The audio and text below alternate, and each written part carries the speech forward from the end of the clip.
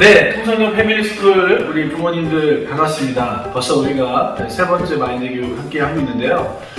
비형식적인 시간에 대해서 현명재 목사님께서 잘 설명해 주셨습니다. 저도 이어서 그와 관련된 이야기들을 좀 나누려고 하는데요. 여러분, 우리 자녀들은 나의 부모님의 거울이다, 이런 얘기 들어보셨어요?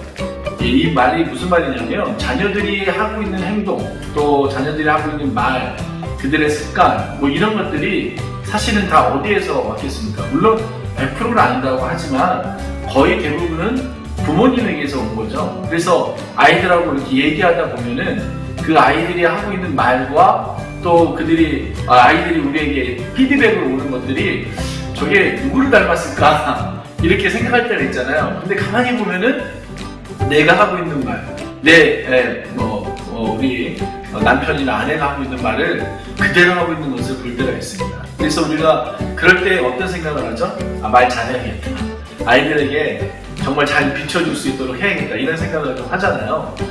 그래서 우리 아이들에게 그런 것들을 잘 전달할 수 있는 이 비형식적인 시간들이 되게 중요하다고 얘기를 할 수가 있는데, 그렇다면 유대인들은 그 아이들에게 그럼 어떻게 그런 비형식적인 시간들, 정말 이렇게 같이 늘 생활하면서 어떻게 신앙을 이렇게 전수할 수 있었을까? 우리가 한번 예를 들어서 우리 아이들에게 내 이웃을 내 몸과 같이 사랑하라, 내 이웃을 사랑하라, 이런 성경적 가치관을 가르친다고 가정을 해볼게요. 그러면 유대인들은 이걸 어떻게 교육을 할까요? 어느 날 엄마가 아이들을 데리고 시장을 갑니다. 시장을 가서 물건을 사요.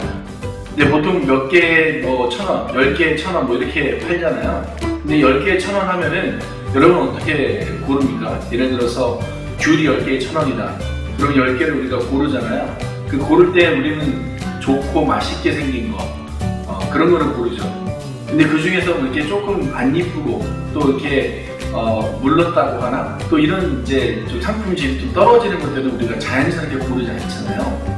그런데 그 시장에서 그 엄마는 물건을 고를 때 10개 중에 8개는 좋은 거 고르지만 2개는 남들이 고르지 않을 만한 것들을 고르는 거예요. 좀 상할 만한 것들. 그리고 주인이 팔기에는 좀 어떻게 보면 안 좋은 것들이라고 할 수 있는 것까지도 일부러 골라요, 담아요. 근데 아이들이 그걸 보고 엄마에게 질문을 하는 거죠.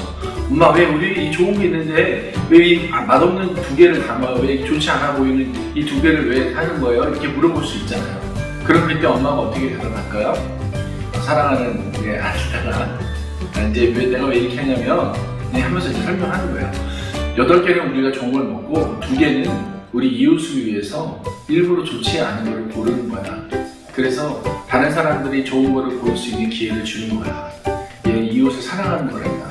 이렇게 가르치는 것이죠.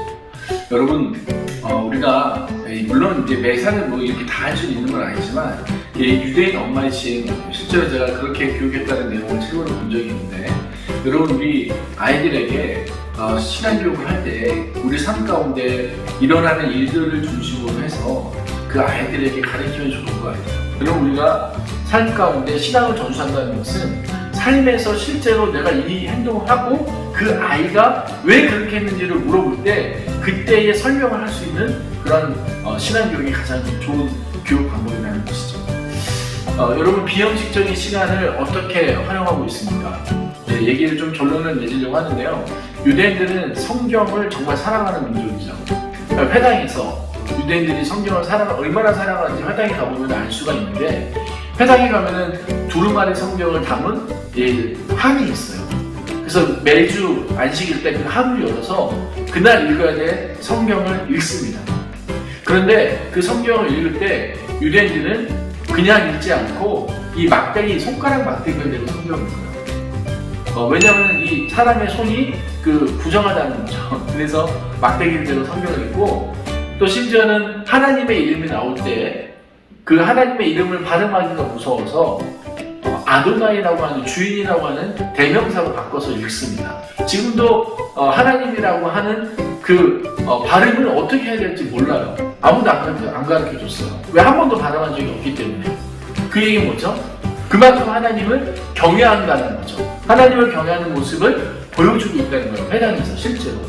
그리고 이 두루마리 성경을 다시 함에 넣을 때는 그 앉아있는 사람들에게 전체 한 바퀴 돌리는 거예요. 그때 그 두루마리가 오면 전부 다 입에다 손을 대고 그 입술을 그 두루마리 한경에 갖다 대는 거죠. 그리고 그 뭐죠? 그런 모습들을 통해서 하나님을 경외하는 모습을 실제로 보여주고 있는 것이죠. 여러분의 예배의 모습은 어떻습니까? 자녀들이 함께 예배할 때에 여러분은 어떤 모습으로 자녀들에게 예배의 모습을 보여주고 있습니까? 여러분, 우리가요, 아이들에게 비형식적인 교육을 한다는 것은 어려운 것이 아니에요. 실제로 내 삶 가운데 하나님을 내가 어떻게 보고 있고 어떻게 만나고 있는지를 그대로 보여주면 되고, 그것을 아이들에게 설명할 수 있어야 됩니다. 사랑하는 우리 패밀리스쿨, 우리 부모님들, 비형식적인 시간을 여러분들은 너무나 많이 갖고 있는데 그 시간을 잘 활용하시기 바랍니다. 그래서 정말 우리 아이들이 하나님을 경외하고 또 하나님을 실질적으로 믿는 그러한 믿음과 신앙이 삶 가운데 드러나고 나타날 수 있도록 여러분 그렇게 아이들에게 신앙을 전수해 주시길 부탁드리겠습니다. 네, 오늘은 여기까지 얘기할게요. 네, 감사합니다.